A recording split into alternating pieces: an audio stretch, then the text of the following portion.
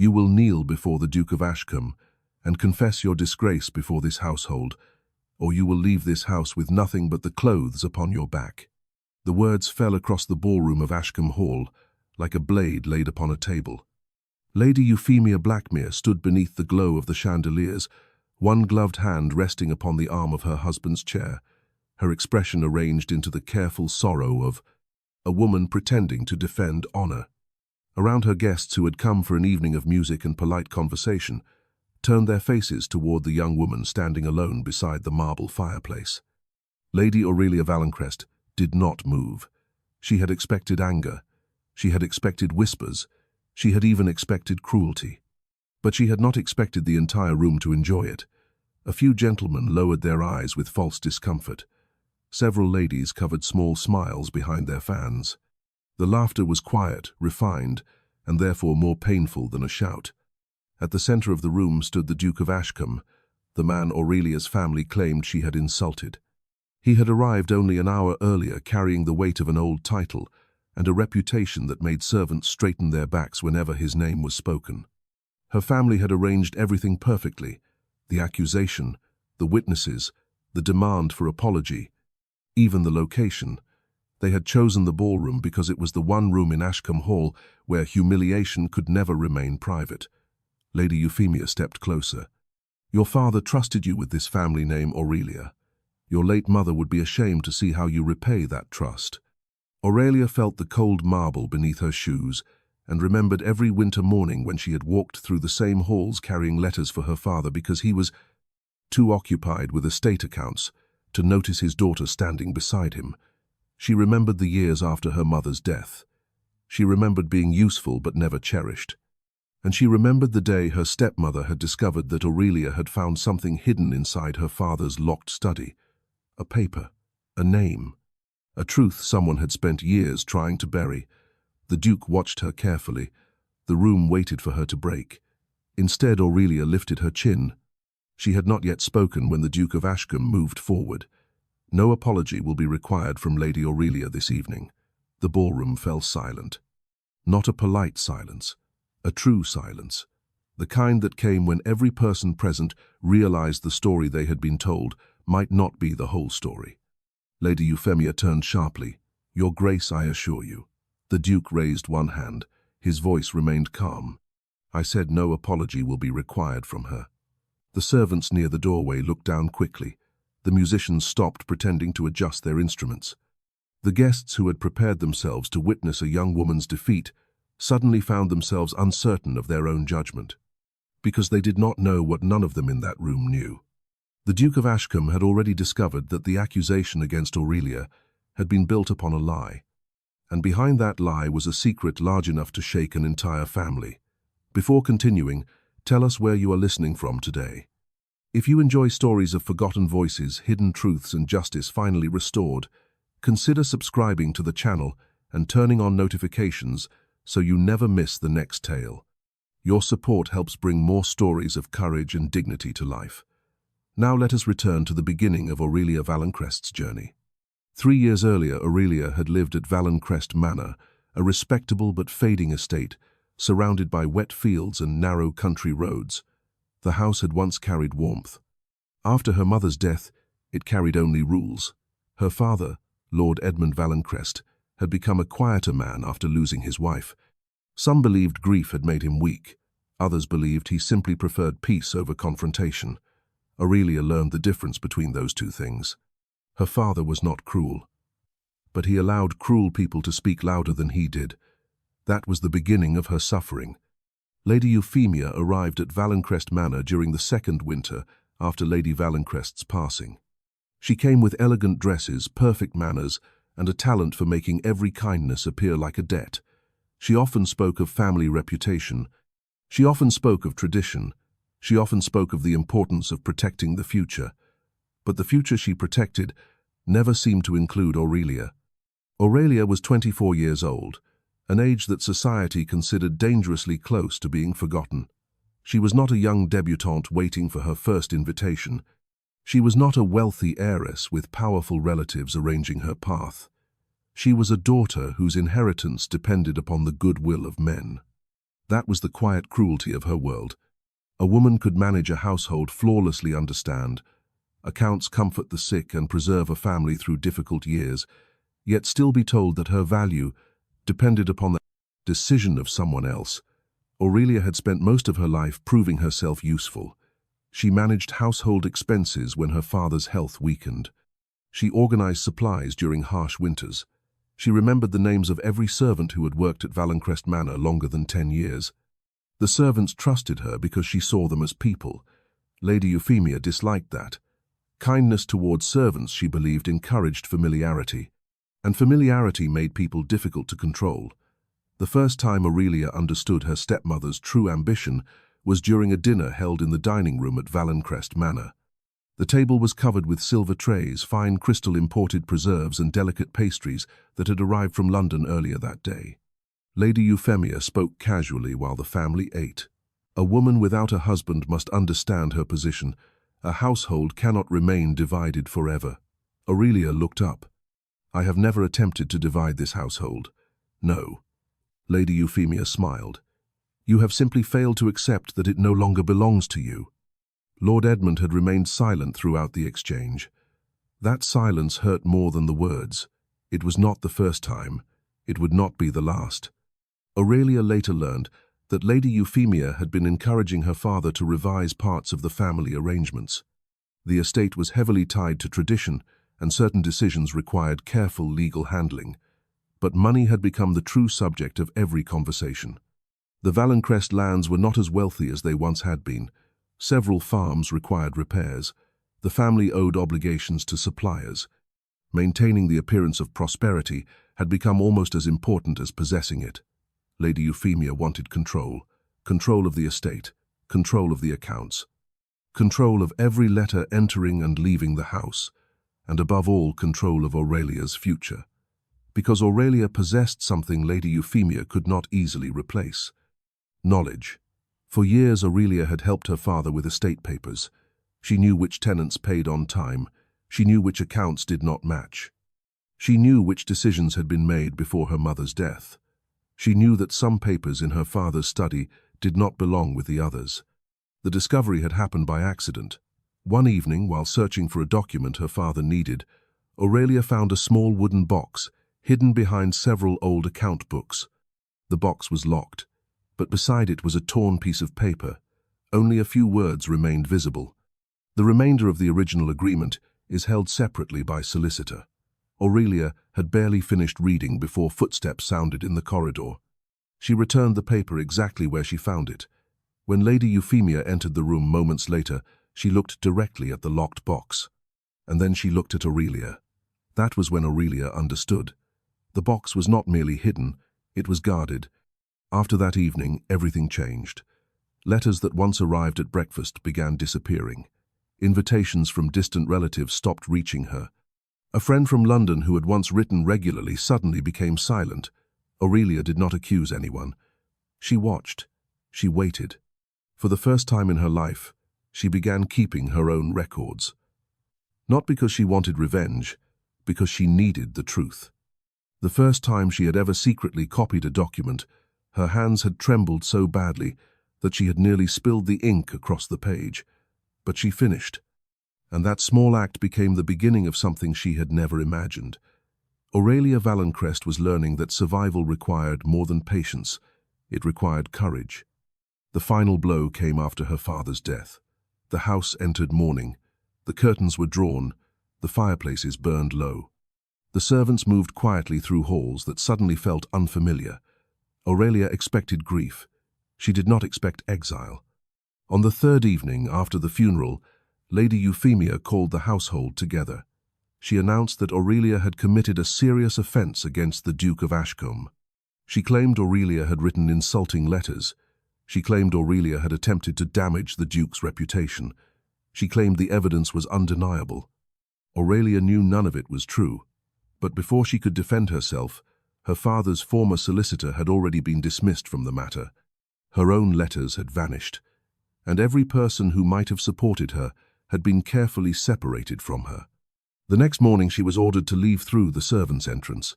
Not the front door, not the entrance used by her family. The servants' door. The message was clear. She was no longer considered part of the household. Aurelia left Valencrest Manor carrying only a small case. The winter rain soaked through her cloak. The road toward the village seemed longer than it had ever been. For the first time in her life, she stood outside the walls of privilege, with no protection except her own determination. She did not know where she would sleep. She did not know who would believe her. She did not know why the Duke of Ashcombe had been chosen as the target of her family's deception. But she carried one certainty with her. The truth had not disappeared. It had only been hidden. And somewhere inside that locked box, inside those missing letters, and inside the silence of those who had betrayed her, there was a path back. Years later, when Aurelia stood accused in the Ashcombe ballroom, she would understand that the humiliation they intended for her had been the very thing that brought the hidden truth into the light. Because the document Lady Euphemia feared most had never been destroyed. It had only been waiting for someone brave enough to find it. The first night Aurelia Valencrest spent away from Valencrest Manor, she learned a lesson no book had ever taught her. A person could lose a home long before they lost a roof. The small village inn where she found shelter was not a place where noble names carried much weight. The rooms were narrow, the walls were thin. The fire in the common room struggled against the winter wind that slipped through every crack. Yet for the first time in many years, no one watched her every movement. No one measured her words. No one waited for her to make a mistake. Aurelia had expected to feel defeated. Instead, she felt something far more frightening. Freedom. It was not a grand feeling. It was quiet. It arrived when she paid for her own room with the small amount of money she had saved from managing household expenses. It arrived when she purchased her own bread and tea. It arrived when she realized that every decision she made belonged entirely to her. For the first time in her life, she understood what it meant to stand without permission. But freedom did not erase danger. Lady Euphemia had not removed Aurelia from Valencrest Manor because she wished to be rid of an inconvenience. She had removed her because Aurelia knew too much. And people who knew too much were dangerous. Within weeks, rumors followed Aurelia into the village. Some said she had insulted a duke. Some said she had attempted to manipulate her father's estate. Some said she had become bitter because she had failed to secure a respectable marriage. The rumors were carefully designed, not cruel enough to appear cruel, not dramatic enough to be questioned. They were the kind of lies that survived because polite society preferred believing them. Aurelia discovered this when she entered the village market one rainy morning. She had gone there to purchase supplies and search for work. Near a stall selling preserves and fresh vegetables, she heard two women speaking quietly. Poor girl. Such a shame. A family name can be destroyed by one person's foolishness. Aurelia stopped. The women noticed her. Their expressions changed immediately. Not guilt, embarrassment. They had not expected the person they were discussing to stand behind them. Aurelia did not confront them. She simply walked away. The old Aurelia might have spent the entire day wondering how many people believed the story. The new Aurelia asked a different question. Who benefited from everyone believing it? That question became the beginning of her investigation. She knew she could not challenge Lady Euphemia with anger. Anger was what people expected from a disgraced woman. She needed patience. She needed evidence. She needed something stronger than reputation. So Aurelia found work. At first, it was not the kind of work anyone from her former position would have imagined. She assisted the wife of a village apothecary by organizing household accounts and recording purchases. The work was simple, the numbers were not. Aurelia discovered that she had a natural ability for careful accounting. She noticed missing amounts, repeated charges and errors that others overlooked. The apothecary's wife, Mrs. Eleanor Whitby, was surprised. You have the patience of a person who has spent years listening to people who do not deserve to be heard. Aurelia almost smiled. That was precisely what she had done. She had listened, she had watched, and now she was learning how to use what she had seen. The first time she earned money from her own skill, she held the coins in her hand for a long moment. It was not a fortune. It was barely enough for a few weeks of necessities, but it was hers, not inherited, not granted, not controlled by someone else. Hers. Meanwhile, at Valencrest Manor, Lady Euphemia believed the matter had been settled. She was wrong. The accusation against Aurelia had created one unexpected problem. The Duke of Ashcombe had begun asking questions. Lord Adrian Ashcombe was not a man easily manipulated. He had inherited the title after his father's death and had spent years repairing the financial damage left behind by careless decisions. He understood numbers. He understood people, and he understood that a person who was truly guilty rarely behaved like Aurelia Valenkrest. When Lady Euphemia first presented the accusation, she expected him to be offended. Instead, he was curious. Why was the supposed insult never delivered directly? Why were the letters she claimed to possess unavailable? Why had Aurelia's family insisted upon a public apology before allowing any private discussion? The answers were uncomfortable, because every path led back to the same conclusion. Someone wanted Aurelia condemned before she could speak. The Duke requested the assistance of his solicitor. He did not announce suspicion. He did not make accusations. He simply began looking, and that was what frightened Lady Euphemia most. Not anger, not revenge, investigation. One evening at Ashcombe Hall, Lady Euphemia spoke with Lord Edmund's younger brother, Sir Lionel Valenkrest, in the library. The room was locked from the main corridor. The heavy curtains were drawn. The fire burned low. They believed they were alone. They were not. A young maid named Clara had entered the hallway carrying fresh candles. She heard voices through the partially opened door. Only a few words. That was all. But sometimes a few words were enough. Aurelia must never return. The original document cannot be found. And if the Duke continues asking questions, we must make certain he finds nothing. Clara froze. She did not hear the rest. Footsteps approached from inside the library. She hurried away, but the words remained with her. For the first time, someone from the servants' quarters understood that Aurelia's dismissal had not been about a simple family disagreement. It had been planned. Weeks later, Clara travelled secretly to the village. She found Aurelia outside the apothecary carrying a bundle of records. When Aurelia saw her, she immediately understood that something had happened. Clara lowered her voice. "Lady Aurelia, I should not be here. Then why are you—" "Because someone must tell you what they are hiding." Aurelia listened. She did not interrupt. She did not react dramatically. But when Clara mentioned the original document, something changed in Aurelia's expression. The locked box, the hidden paper, the solicitor, they were connected. Not a suspicion. A pattern. Aurelia thanked Clara and gave her a small amount of money for travel expenses. Clara refused at first. "You were always kind to us when you had no reason to be." Aurelia looked at her. "No. I had every reason. A person's position should never decide whether they deserve respect." It was a simple sentence. But Clara remembered it for years. The next step required returning to London. Not as Lady Aurelia Valenkrest. That name had become a burden. She went instead as a woman seeking professional assistance. London was different from the countryside. The city was louder, faster, less interested in old family whispers. It was a place where a person could disappear, and sometimes disappearing was the first step toward being found.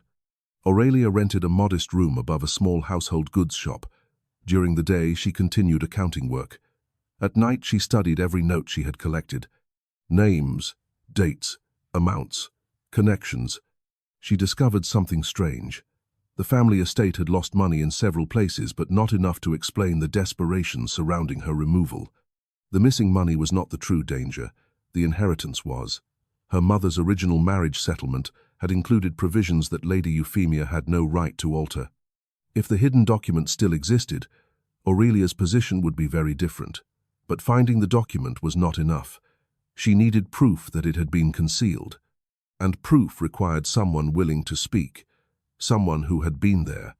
Someone who knew what happened before everyone decided to forget. That person was Mr. Thomas Bell, the former steward of Valenkrest Manor.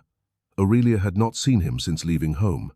She remembered him as a careful, quiet man who had worked for the family for more than 30 years. But when she searched for him in London, she learned that he had left the estate shortly after her departure. The official reason was retirement. The truth was more complicated. He had been dismissed, and before leaving, he had taken several personal notebooks with him, not estate property. His own records. Aurelia found him living in a small house outside London. The old steward looked older than she remembered, but when he saw her, his eyes filled with regret. "I wondered when you would come looking for the truth." Aurelia stood still. "You knew." Mr. Bell looked toward the window. "I knew enough to be afraid. Not enough to stop them." That answer hurt. But it was honest, and honesty was something Aurelia had learned to value above comfort.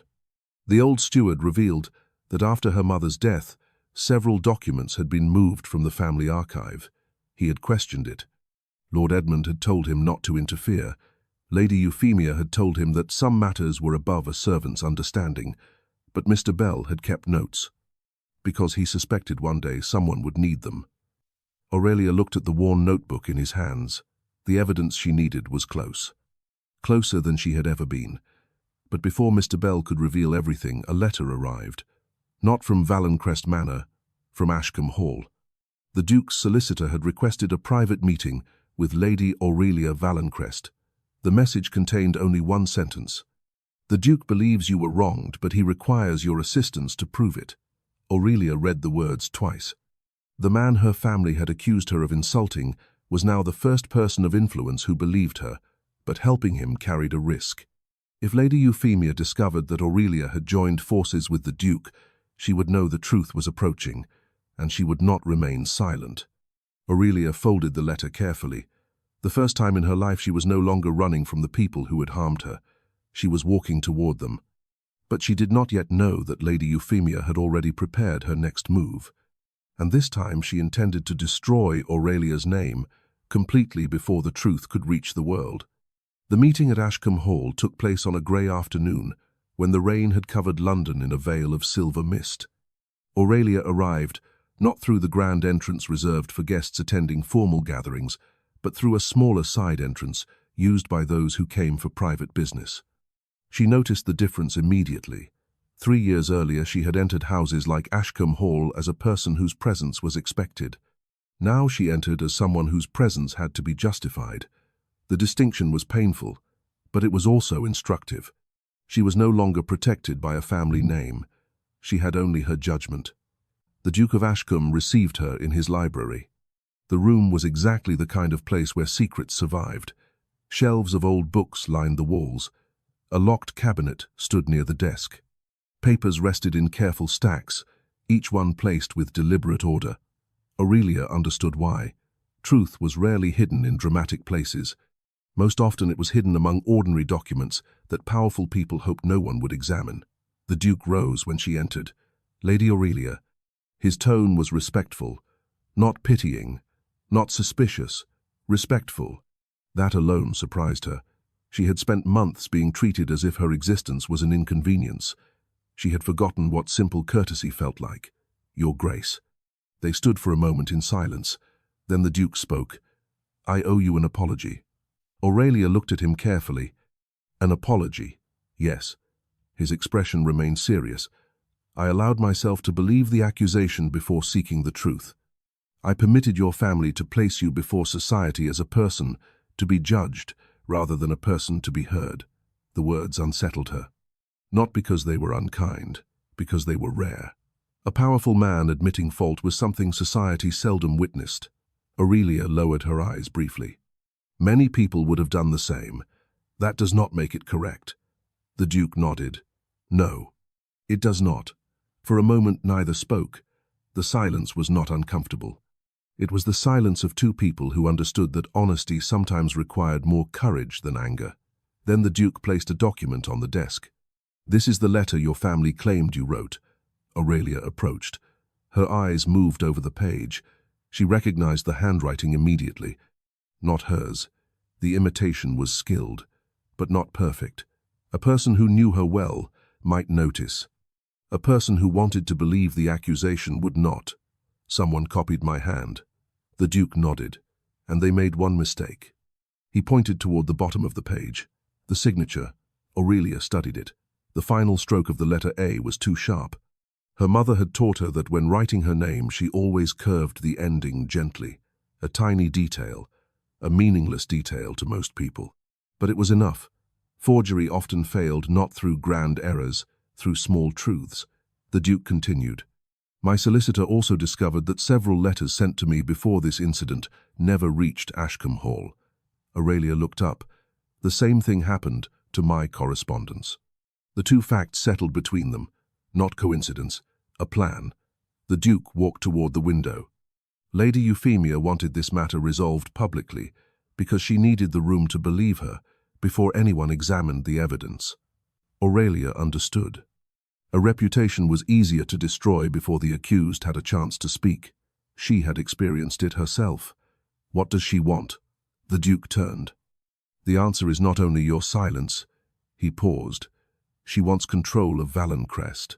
The words confirmed what Aurelia had suspected. Money was only part of the reason. The true prize was power. The Duke explained that his own family had business connections with Valencrest lands. He had noticed irregularities in certain agreements and had begun reviewing old records. Several transactions made no sense. Payments redirected, documents altered, names removed, and at the center of everything was Lady Euphemia. But there was a problem. The strongest evidence remained missing. The original settlement document, the one Aurelia had seen mentioned years before. Without it, accusations remained only accusations. Aurelia thought of the locked box, the hidden paper, Mr. Bell's notebook. I believe I know where we should look. The Duke studied her. You have evidence, I have a beginning. And that was the difference. Not certainty, not victory, a beginning. Together they started gathering what had been scattered. The Duke used his position. Aurelia used her memory. She remembered conversations, dates, small changes in household behavior. The Duke's solicitor examined financial records. Aurelia compared them with what she had learned while managing the estate years earlier. Slowly, a pattern appeared. But Lady Euphemia was not waiting. She realized something had changed. Aurelia was no longer alone, so she attacked the one thing society valued more than truth: reputation. Within weeks, invitations began disappearing from Aurelia's remaining connections in London. Whispers followed her into respectable drawing rooms. A woman who accused her own family after being dismissed cannot be trusted. A disgraced daughter seeking sympathy. A young woman attempting to gain attention through scandal. The accusations were different. The purpose was the same: make people doubt her before they heard her. One evening, Aurelia attended a small gathering hosted by an acquaintance who had once admired her mother. The room was filled with gentle conversation, expensive fabrics, and careful smiles. But when Aurelia entered, the atmosphere changed. Not openly, that would have been too rude. Instead, people became quieter. A lady moved her chair slightly away. A gentleman stopped speaking. The cruelty of polite society was that it rarely needed to announce itself. Aurelia remained calm. She had learned something important. Silence could be used against her. But it could also belong to her. She would no longer fill every silence by defending herself. She would wait until truth had enough strength to speak. Later that night, she returned to her room and found a letter waiting. No sender, no seal, only her name. Inside was a single sentence: "The document you seek was never at Valencrest Manor." Aurelia read it again, then again. Her first instinct was fear. Her second was curiosity, because whoever had sent the message knew exactly what she was searching for, and they knew enough to warn her.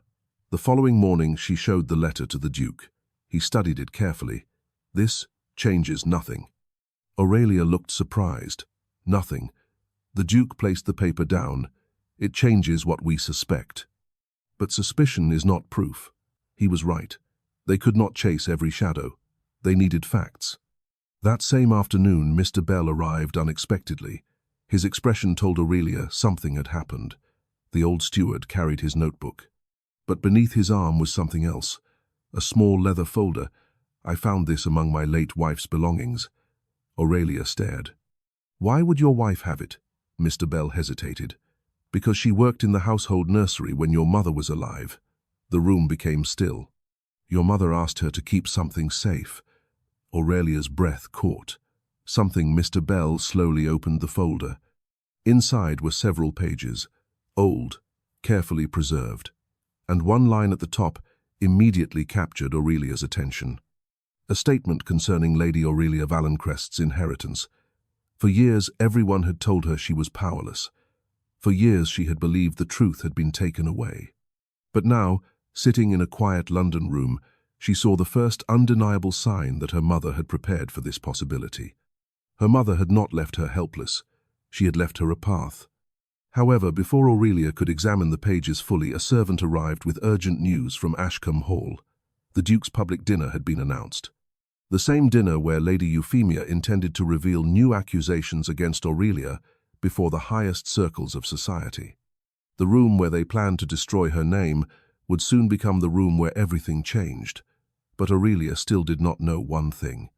The document in her hands contained a secret that could either restore her place in the world or tear apart the entire Valencrest family forever. Aurelia looked down at the pages again. The ink had faded with time, but the words remained clear enough to understand. They were not a declaration of wealth. They were not a promise of effortless comfort. They were something far more dangerous. They were proof that someone had tried to erase her existence from her own family. The first page contained notes written by her mother's hand. Not many words. Only careful instructions. The original settlement must remain with the solicitor until Aurelia reaches the proper age. No alteration may be made without her knowledge. Aurelia felt her fingers tighten around the paper. Her mother had known, not every detail, not every betrayal, but she had understood that a daughter's position could be weakened by people who controlled the household around her. The document did not accuse Lady Euphemia directly. It did something more powerful. It showed that Lady Euphemia had no right to claim what she had taken. Mr. Bell watched Aurelia silently. Your mother trusted very few people after your father began changing his affairs. Aurelia looked up. Changing. The old steward lowered his eyes. Your father was a good man in many ways, Lady Aurelia. But after your mother's illness, he became dependent upon those around him. Lady Euphemia knew that. The words were painful because they were true. Her father had not built the trap, but he had allowed others to build it around her. Aurelia remembered every silent dinner, every moment he had looked away, every time he had chosen peace instead of protecting her. It was not hatred she felt. It was disappointment, and somehow disappointment hurt more. The Duke arrived before sunset. He entered the small room carrying the same calm expression he always wore. But when he saw the papers spread across the table, his attention sharpened. You found it. Aurelia nodded. Not the entire truth, but enough to prove there is more. The Duke examined the document carefully. His solicitor had warned him not to assume victory too early.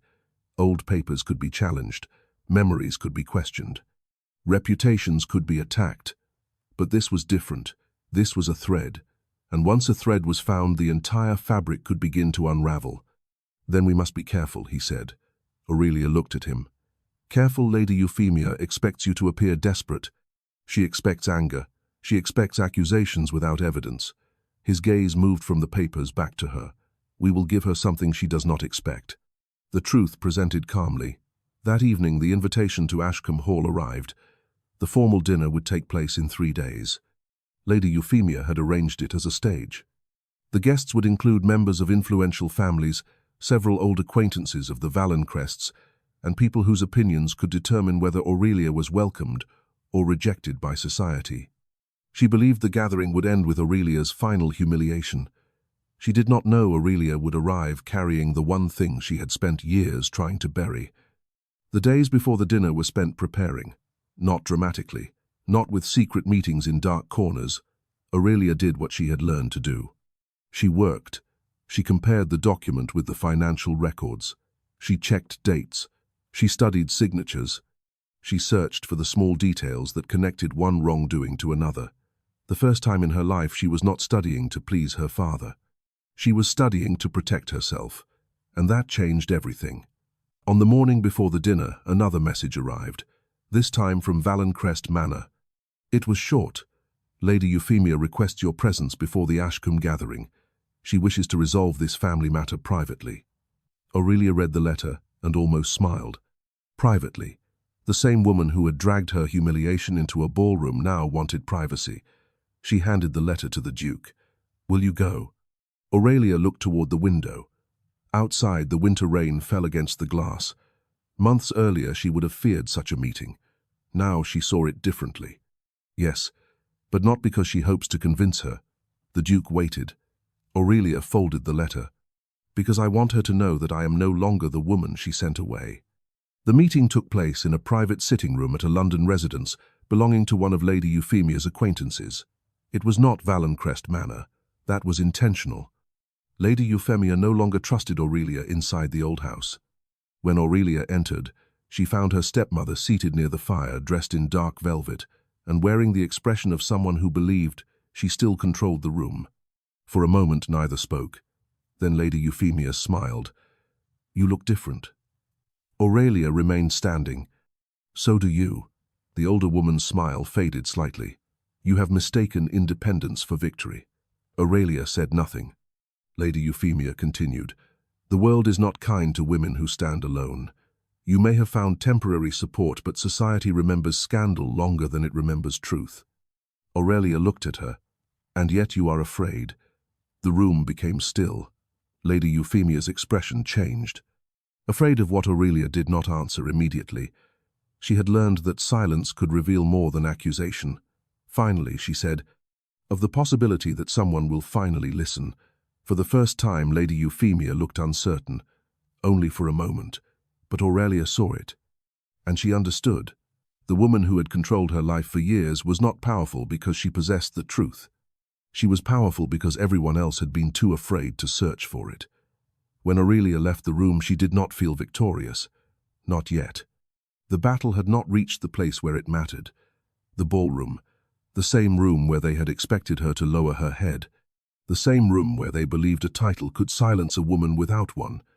But this time, Aurelia would not enter alone.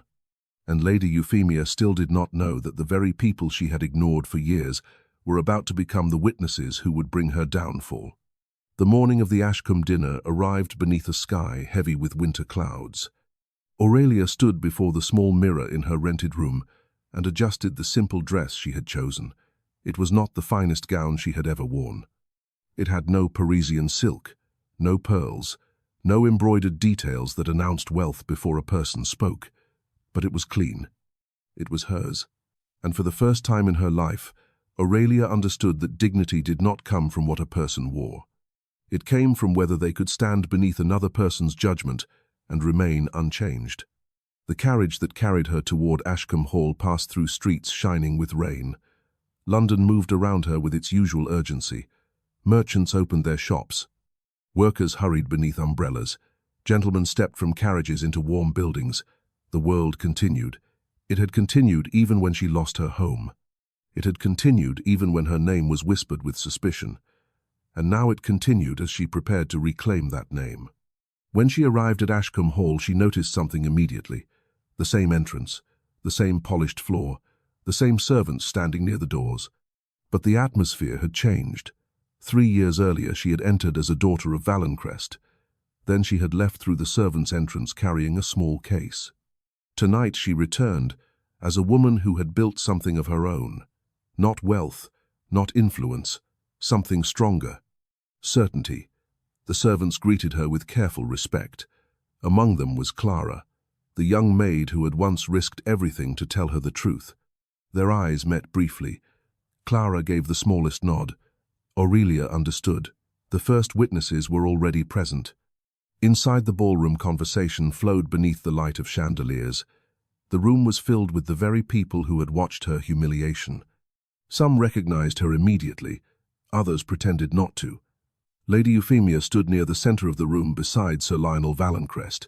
She wore a confident expression. Too confident. Aurelia noticed it because she now understood something she had not understood before. People who possess real security do not constantly need to prove they have it. Lady Euphemia saw her. For one brief moment, surprise crossed her face. Then it disappeared. "Lady Aurelia." Her voice carried enough for those nearby to hear. How unexpected. Aurelia inclined her head. "Lady Euphemia." The older woman smiled. "I hope you have come prepared to finally resolve this unfortunate matter." Aurelia looked around the ballroom, at the guests, at the people waiting for another spectacle. "I believe everyone here deserves a resolution." The sentence was simple, but it changed the air. Because Lady Euphemia had expected a private apology. She had expected Aurelia to plead. She had expected gratitude for being allowed to stand in the room. Instead, Aurelia had spoken as if truth belonged to everyone present. A few guests exchanged uncertain looks. The Duke of Ashcombe entered moments later. The room shifted. Titles still carried power. Everyone knew that. But tonight something different was happening. The Duke did not walk toward Lady Euphemia. He walked toward Aurelia. And he bowed. Not deeply, not theatrically, but enough. The room noticed. "Your Grace, Lady Euphemia," said carefully, "surely this is not necessary." The Duke looked at her. "It is." The single word carried more weight than a long speech. He turned to Aurelia. "Lady Aurelia, before this gathering begins, there is something I must say." The room quieted. Aurelia looked at him. The Duke continued, "I owe you an apology." Again, this time before everyone, several guests looked confused. They had expected Aurelia to apologize. Not the Duke. He spoke clearly. "I accepted an accusation against you before demanding evidence. I allowed your reputation to be questioned publicly when I should have required the truth privately." The silence that followed was different from the silence in the old ballroom. This time Aurelia was not standing alone. Lady Euphemia's expression tightened. "Your Grace, perhaps this discussion would be better handled without unnecessary embarrassment." The Duke turned toward her. "Embarrassment." A pause. The room became still. Embarrassment was already created when an accusation was presented without proof. No one moved. No one laughed. The same people who had once enjoyed Aurelia's discomfort now avoided looking directly at Lady Euphemia. But Lady Euphemia was not defeated. Not yet. She stepped forward. "This is absurd. A young woman who was removed from her family home now wishes to rewrite history because a duke has chosen to sympathize with her." The word sympathize was carefully chosen. It suggested weakness, emotion, a mistake. Aurelia knew the strategy. So did the Duke. He did not respond immediately. Instead, he looked toward the doorway. A figure entered quietly, an elderly man with a worn coat and careful steps. Many guests did not recognize him, but Lady Euphemia did. The color left her face. Mr. Bell. The former steward of Valencrest Manor stopped near the entrance. For years he had been invisible. A servant. A man whose opinions were considered useful only when they supported those above him. Tonight, every person in the room watched him. The Duke spoke. "Mr. Bell has provided testimony regarding the handling of documents at Valencrest Manor." Lady Euphemia recovered quickly. "A dismissed employee with a personal grievance." Aurelia looked at her. Not anger, not fear, recognition, because this was exactly what they always did. When truth came from someone powerful, they called it evidence. When truth came from someone ordinary, they called it resentment. Mr. Bell stepped forward. "My lady, I have no wish to harm your reputation." His voice was quiet, but it carried. "I only wish to correct what was allowed to remain hidden." Lady Euphemia crossed her arms. "And what exactly do you claim?" The old steward opened his notebook. "I claim that documents belonging to Lady Aurelia's late mother were removed from the family archive after her death." A murmur moved through the room. "I claim that Lord Edmund Valencrest was informed that certain papers had disappeared, and I claim that the original settlement document was not lost, it was concealed." The words struck harder than any accusation, because now the matter was no longer about a daughter's feelings, it was about records, evidence, actions. Lady Euphemia's voice sharpened. "You expect this room to believe the word of a servant over a lady of this family?" Before Mr. Bell could answer, another voice came from the back of the ballroom. "I do." Everyone turned. It was not a servant. It was not a stranger. It was Lady Marianne Ashcombe, an elderly relative of the Duke known throughout society for her strict judgment. She stepped forward slowly. And when she spoke, people listened, because Lady Marianne had spent decades observing families like the Valencrests. "I have known Mr. Bell's character for many years. He has never been a man who speaks carelessly." Lady Euphemia's confidence weakened. Only slightly, but enough. Aurelia saw it. The first crack. The first moment when the person who had controlled every room she entered realized the room no longer belonged to her. The Duke's solicitor placed a folder on the table. Inside were copies of the records Mr. Bell had preserved. The original document had not yet been presented, but the path toward it was clear. The missing letters, the altered accounts, the false accusation. They were no longer separate events. They were one design. Lady Euphemia looked at Aurelia. For the first time there was no performance in her expression. Only calculation. You planned this. Aurelia shook her head. No. I survived it. The answer was quiet, but it reached everyone, because that was the truth Lady Euphemia could not understand. Aurelia had not returned seeking revenge. She had returned because she had finally stopped accepting a life written by someone else. Then, just as the solicitor prepared to continue, a servant hurried into the room carrying a sealed envelope. The servant approached the Duke. "Your Grace, this has just arrived from the solicitor's office." The Duke opened it. His expression changed. Not fear, not surprise, concern. He looked toward Aurelia. The room waited. Because whatever was inside that envelope was not another accusation. It was something connected to the final missing piece. And Aurelia realized that the truth they had spent years searching for had finally arrived. But it carried a name no one expected to see.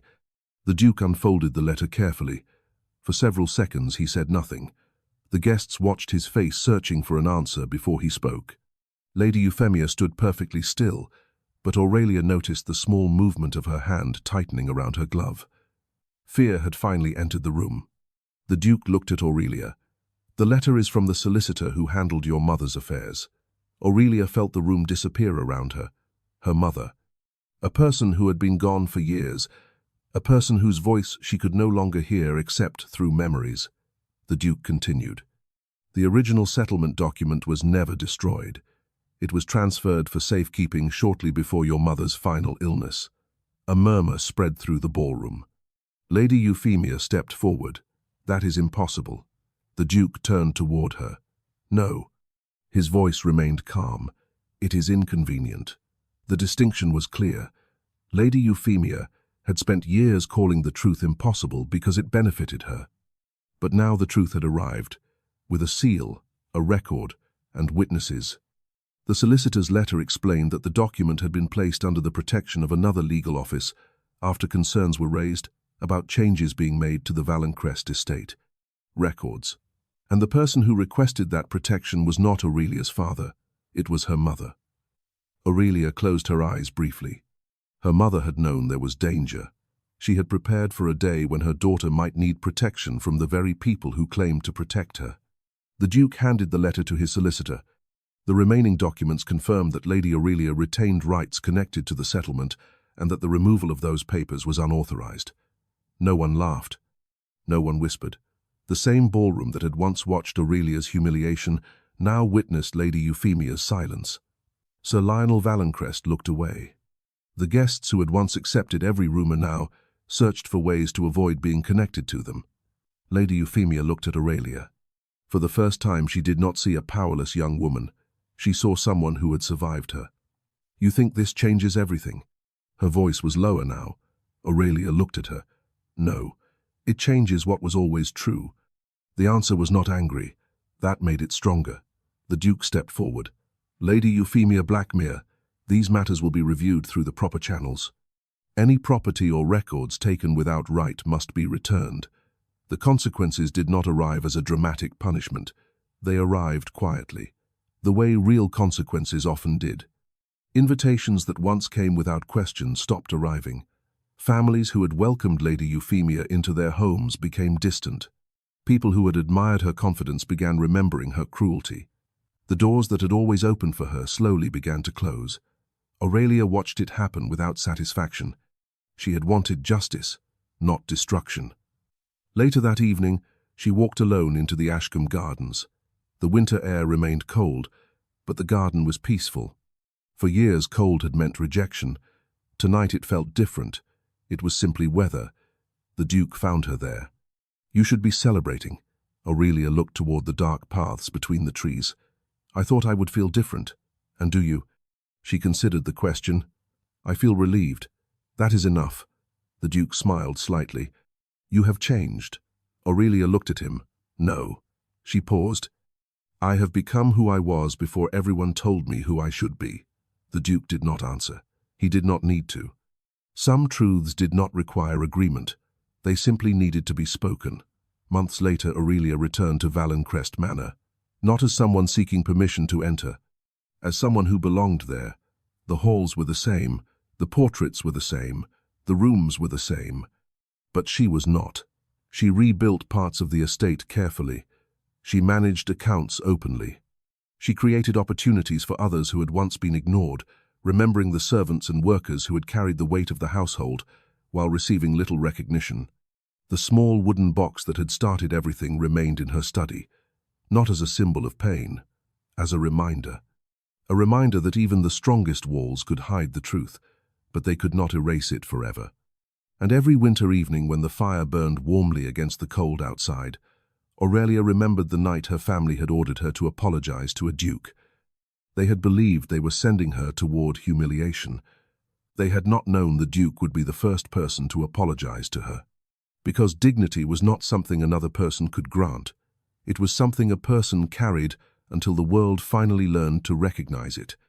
If this story moved you, remember to like, subscribe, and support the channel for more tales of hidden truths, forgotten voices, and justice restored.